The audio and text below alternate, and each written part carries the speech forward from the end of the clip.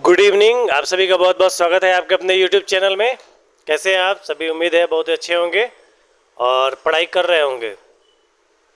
चलिए आज हम लोग बिहार बोर्ड के गोधूली भाग 1 क्लास 9th का जो दूसरा चैप्टर है, भारत का पुरातन विद्यापीठ नालंदा, जिसके लेखक का नाम है डॉक्टर राजेंद्र प्रसाद।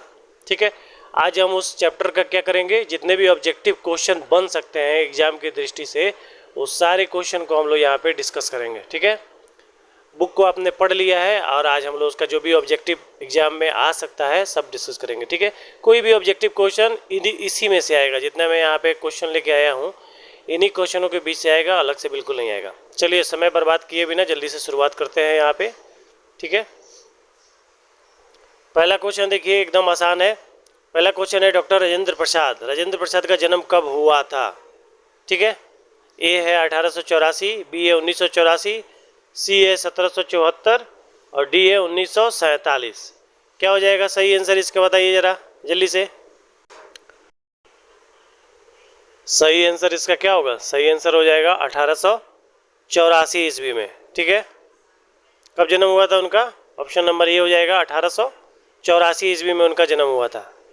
चलिए दूसरा क्वेश्चन देखिए, उनका जन्म कौन से जिले में हुआ था? ए है सारण जिला, बी है मधुबनी जिला, सी है मुंगेर जिला, डी है भोजपुर जिला। कौन से जिले में हुआ था उनका जन्म? सही आंसर हो जाएगा ऑप्शन नंबर ए, कौन सा? सारण जिला।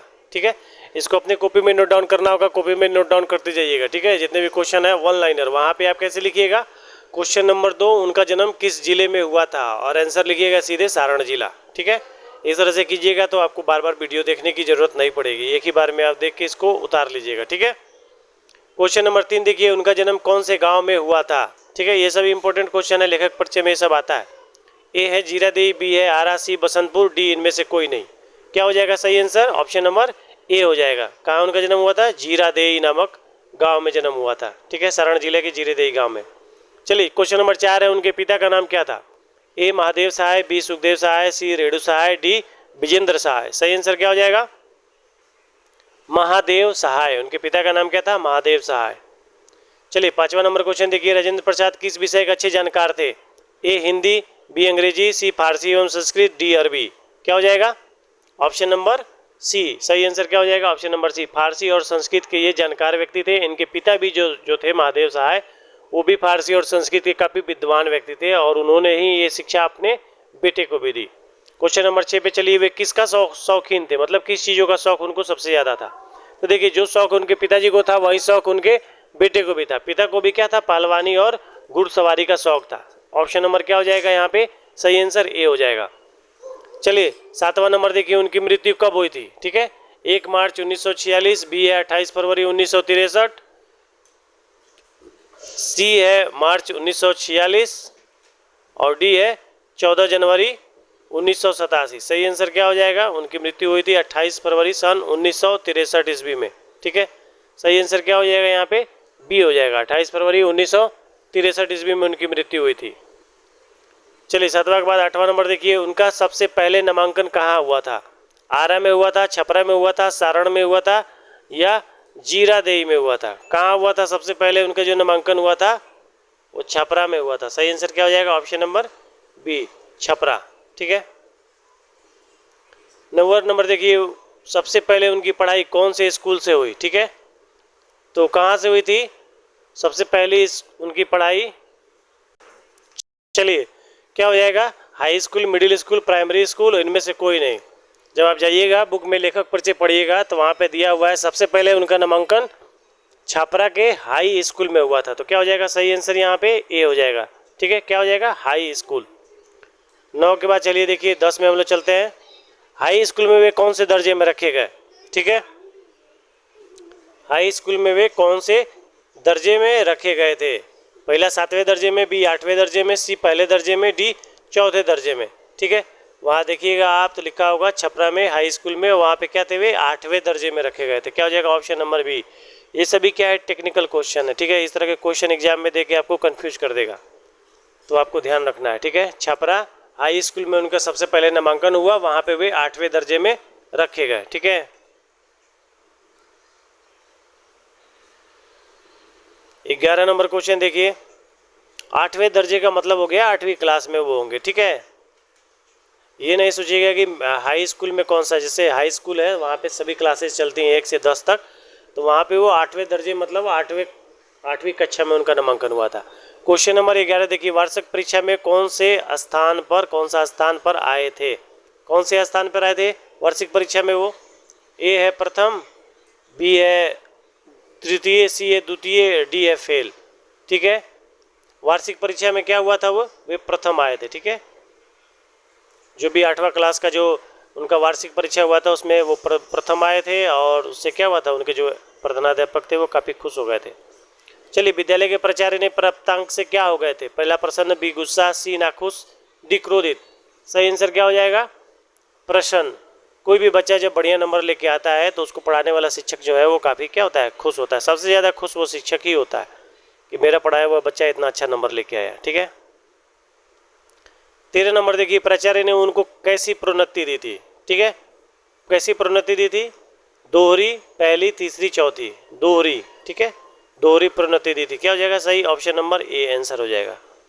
13 के बाद 14 नंबर देखिए, वे किस वर्ष मैट्रिक की परीक्षा पास किए थे? सन 1902, 1903, 1904, 1906, ठीक है। तो उन्होंने 1902 ईस्वी में कलकत्ता विश्वविद्यालय से मैट्रिकुलेशन की परीक्षा क्या की थी? पास की थी, और उसमें वो प्रथम आए थे। सही आंसर क्या हो जाएगा? Option number A 1902। चलिए आगे देखिए, 15 नंबर क्वेश्चन देखिए, मैट्रिक परीक्षा में कौन सा स्थान प्राप्त किए थे? अभी मैंने आपको बताया वो कौन सा स्थान प्राप्त किए थे? प्रथम स्थान प्राप्त किए थे, ठीक है। क्या हो जाएगा सही आंसर? ए। 16 नंबर देखिए, मैट्रिक परीक्षा में वो कौन से विश्वविद्यालय से किए थे? भाई कलकत्ता से किए थे। कलकत्ता से ही अधिकतर उनकी ज़्यादातर पढ़ाइयाँ क्या हुई थी? कलकत्ता विश्वविद्यालय से हुई थी। पहला ऑप्शन क्या हो जाएगा? ए हो जाएगा। यहाँ पे जितने भी क्वेश्चन हैं उनके ज़्यादातर आंसर जो है वो ए ही आ रहा है। देखिए, वे कलकत्ता कोर्ट के वकील बने। उन्होंने कब वकालत शुरू की? 1911 ईस्वी में, ठीक है। 1911 ईस्वी में वो वकील के जो दल थे उसमें क्या हुए थे? शामिल हुए थे। 18 नंबर देखिए, 1916 में वह वकालत करने के लिए कहाँ चले गए?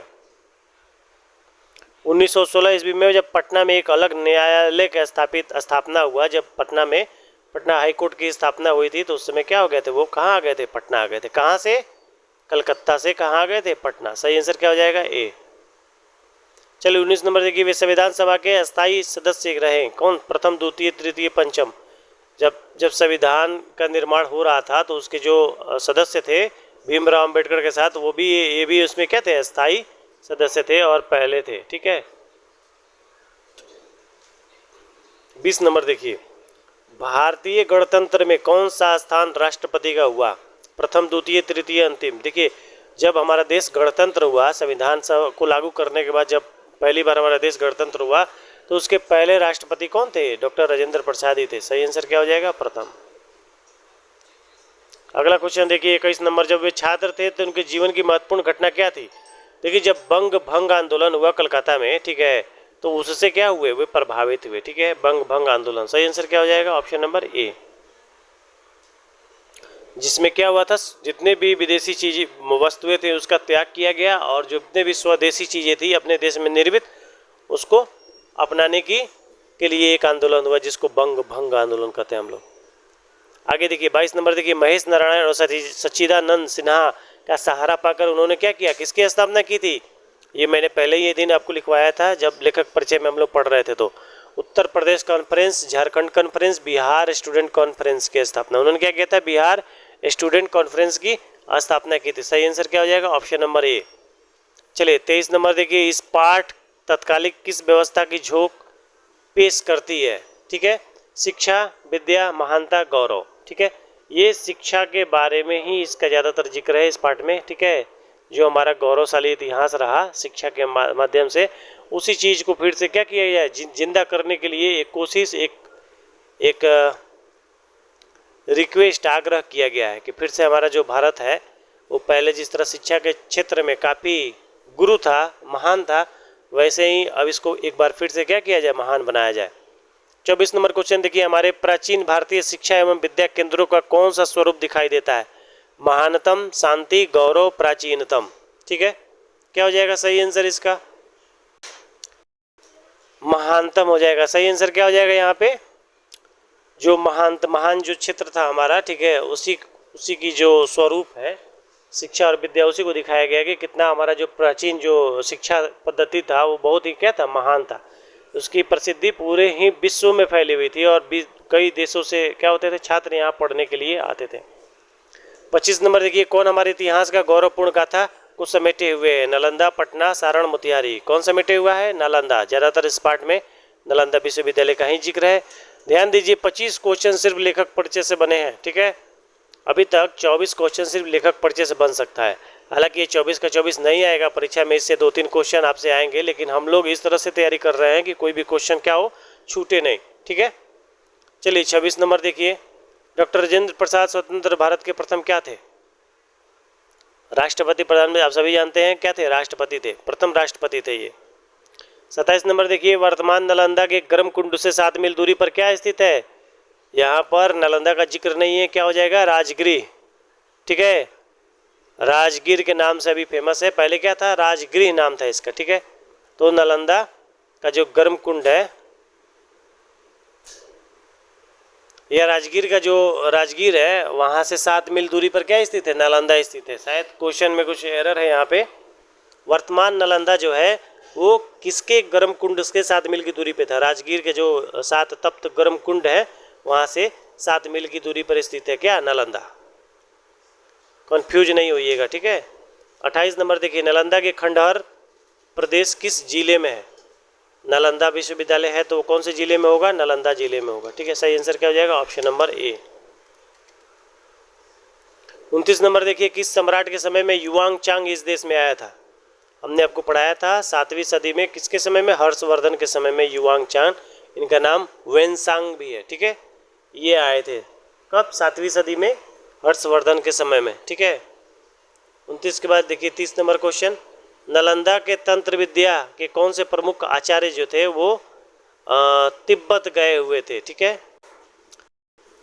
पहला है कमलजीत, बी है पुष्पसीत, सी है राजगीत, डी है धर्मसीत, ठीक है।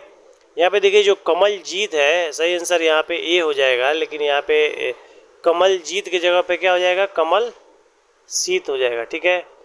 ये जो है आपका कमल सीत होगा, आप गलत नहीं लिखिएगा, सही आंसर ए हो जाएगा, ठीक है। लेकिन क्या हो जाएगा? कमल सीत। कमल सीत जो थे वो क्या गए थे? तिब्बत गए थे, ठीक है, तंत्र विद्या का जो है प्रचार करने के लिए। सही आंसर क्या हो जाएगा? ए हो जाएगा, ठीक है। अगला देखिए 30 नंबर के बाद 31 नंबर देखते हैं, साहित्य और धर्म के अतिरिक्त नालंदा कौन सा केंद्र था? तो कला के क्षेत्र में भी ये क्या था? बहुत ही फेमस था। सही आंसर क्या हो जाएगा? ए हो जाएगा। 32 नंबर, महावीर ने नालंदा में कितने दिनों तक वर्षा वास किया था? वध लिखा हुआ है यहाँ पे, क्या हो जाएगा? वर्षा वास हो जाएगा, ठीक है। इसको आप सही कर लीजिएगा, 14 वर्ष। सही आंसर क्या हो जाएगा? 14 वर्ष, ठीक है। चलिए 33 देखिए, मगध की प्राचीन राजधानी का नाम क्या था? व्यवहार, वैशाली, राजगिरी, चंपारण। यहाँ पे क्या हो जाएगा? राजगिरी हो जाएगा, ठीक है। सही आंसर राजगिरी हो जाएगा, ऑप्शन नंबर सी। मगध की राजधानी कहाँ बसी थी? गिरिब्रज, राजमहल, सुंदरवन, और इनमें से कोई नहीं। गिरिब्रज, जो 5 पर्वत थे उन पर्वतों के बीच में बसी हुई थी, ठीक है। 35 नंबर क्वेश्चन देखिए, मगध की राजधानी किसने पर्वतों के बीच बसी हुई थी? आ गया क्वेश्चन यहाँ पे भी, क्या हो जाएगा? सही आंसर 5 हो जाएगा, ऑप्शन नंबर ए। 36 नंबर देखिए, फौवान कहाँ का यात्री था? देखिए यहाँ पे बॉर्डर जो था सबसे नज़दीक चीन का ही था, ठीक है। तो यहाँ पे क्या था? चीनी यात्री थे फौवान। युआंग चांग, फौवान, ये सभी क्या थे? चीन के रहने वाले थे और ये आए थे नालंदा में ज्ञान प्राप्त करने के लिए। भारत का पुरातन विद्यापीठ गद्य की कौन सी विद्या है? कहानी है, रिपोर्टाज है, निबंध है, रेखाचित्र है, क्या हो जाएगा? सही आंसर सी। ये क्या है? एक निबंध है, ठीक है। अगला क्वेश्चन देखिए 38 नंबर, नालंदा कहाँ के इतिहास की गौरव गाथा को समेटे हुए है? तिब्बत, भारत, हिंदेशिया, सुमात्रा। कहाँ के? तो ये भारत का जो गौरव गाथा है उसको समेटे हुए है। सही आंसर क्या हो जाएगा? ऑप्शन नंबर बी, क्या होगा? भारत। भारत सही आंसर क्या हो जाएगा? भारत। चलिए 38 के बाद 39 देखिए, नालंदा किस प्रदेश के क्षेत्र में अवस्थित है? मतलब कहाँ पर नालंदा स्थित है? तो सीधा सा बात है, ये बिहार में है। बिहार राज्य के नालंदा जिले में स्थित है। ठीक है। 40 नंबर क्वेश्चन, नालंदा का जन्म किसके उदार दान से हुआ? ठीक है, किनके उदार दान से हुआ? तो जो वहाँ की तत्कालिक जनता थी उन लोगों के दान के पैसे से ये नालंदा विश्वविद्यालय का क्या हुआ? जन्म हुआ। इसकी स्थापना की गई थी। ठीक है, जनता के पैसों से ही इसकी स्थापना की गई थी। वहाँ पर टोटल 300 बड़े कमरे थे, 8 मंडप थे। ठीक है, जहाँ पे शिक्षा दी जाती थी, बच्चों को पढ़ाया जाता था। चलिए आगे देखिए, 41 नंबर क्वेश्चन है, युवांग चंग ने कहा था यह देश जन्मभूमि है। किसकी जन्मभूमि है? राम की, भगवान महावीर की, भगवान बुद्ध की और श्री कृष्ण की। देखिए जितने भी चीन में कभी आपको जीवन में मौका मिलेगा जाइएगा तो देखिएगा वहाँ भगवान बुद्ध की जगह जगह पर मूर्तियाँ लगी हुई हैं। ठीक है, वो लोग बहुत ज़्यादा मानते हैं उनको। 42 नंबर क्वेश्चन देखिए, नालंदा किनके जन्म और परिनिर्माण का स्थान रहा? भगवान महावीर का, सारी पुल का, सम्राट अशोक का, चाणक्य का। यहाँ पे सारी पुल की जगह पर क्या हो जाएगा? सारी पुत्र हो जाएगा। ठीक है, सारी पुत्र। ठीक है, ठीक है, सारी पुत है, बुक में दिया है क्या? सारी पुल की जगह पे तक कर दीजिएगा। ठीक है, आपके बुक में भी दिया है। नालंदा जो था वो किनका जन्म स्थान था? सारी पुत। ठीक है, सही आंसर क्या हो जाएगा यहाँ पे? बी। यहाँ पे लॉ जो है उसकी जगह पे आप क्या कर दीजिएगा? तो कर दीजिएगा, ये कर दीजिएगा, सारी पुत। ठीक है, आपके बुक में दूसरा नंबर जो पैराग्राफ है वहाँ पे जब आप जाके देखिएगा पेज नंबर 20 में पहला, दूसरा, तीसरा जो पेज है वहाँ पे साफ साफ लिखा हुआ है कि तिब्बत के विद्वान इतिहास लेखक लामा तारनाथ के अनुसार नालंदा जो है वो सारी पुत्र की जन्मभूमि थी। ठीक है, 42 के बाद चलिए हम लोग चलते हैं आगे। 43 नंबर क्वेश्चन में, नालंदा प्रधान रूप से क्या था? मतलब किसके लिए फेमस था? बौद्ध धर्म दर्शन, जैन धर्म दर्शन, वैदिक धर्म दर्शन या सिख धर्म? सही आंसर क्या हो जाएगा? बौद्ध धर्म दर्शन। ठीक है, आगे देखिए 44 नंबर, बुद्ध के समय नालंदा में क्या था? ये इंपॉर्टेंट क्वेश्चन है, ये पूछ देता है कभी कभी एग्जाम में आपके। क्या हो जाएगा? प्रवाचकों का क्या या प्रवारिकों का क्या था? आम्रवन था। ठीक है, बुद्ध के समय नालंदा में क्या था? ये था। 45 नंबर क्वेश्चन, महावीर और मेखली पुत्र गोसाल की भेंट कौन से उपग्राम में हुई थी? राजगिरी में हुई थी, बोधगया में हुई थी, नालंदा में हुई थी या पाटली? तो यहाँ पे सही आंसर क्या हो जाएगा? ऑप्शन नंबर सी, नालंदा में जो था महावीर और मेखली पुत्र गोसाल की क्या हुई थी? भेंट हुई थी। अगला क्वेश्चन देखिए 46 नंबर क्वेश्चन, भारत का पुरातन विद्यापीठ नालंदा पाठ के लेखक कौन है? बहुत ही आसान है, कौन है? Rajendra Prasad. Option number C. 46 के बाद यही पे आपका ये समाप्त होता है। एक बार और मैं आपको सारांश बता देता हूँ। शुरुआत में क्या था? नालंदा का जो विश्वविद्यालय की जो स्थापना हुई थी ये क्या हुई थी? वहाँ की जनता के उदारता से हुई थी। ठीक है, लोगों ने क्या किया था? दान दिया था, उन दान स्वरूप ही क्या हुआ? इस नालंदा विश्वविद्यालय का जन्म हुआ। ठीक है, कहा जाता है कि शुरुआत में 500 व्यापारी जो थे, जो व्यापार करने आते थे भारत में, उन्हीं के दान से शुरुआत हुआ। उसने क्या किया? अपने धन से क्या किया? भूमि खरीद के और भगवान बुद्ध को दान में दे दिया था। बाकी वहाँ के जो भी लोग थे उनके दान से ही क्या होता था? ये सब विश्वविद्यालय चलता था। जो भी इसका खर्च था ये सब चीज़ें चलता था। जो राजा थे वो भी क्या करते थे? गांव का जो दान मिलता था वो भी इसे दे देते थे। एक और जो चीनी यात्री थे जिसका नाम था इति सिंह, जब वो आए थे नालंदा में, भारत में जब आए थे तो उस समय क्या थे? 300 बड़े बड़े कमरे थे और 8 मंडप थे। ये भी आप याद रखिएगा। चलिए, वीडियो को देखने के लिए बहुत बहुत धन्यवाद। पढ़ाई करते रहिए, मन लगा के पढ़िए। ठीक है, और वीडियो को और जो अभी आपके दोस्त हैं जिनको ज़रूरत है उनको आप भेज दीजिए, शेयर कीजिए। चलिए, अभी के लिए बहुत बहुत धन्यवाद। शुभ रात्रि।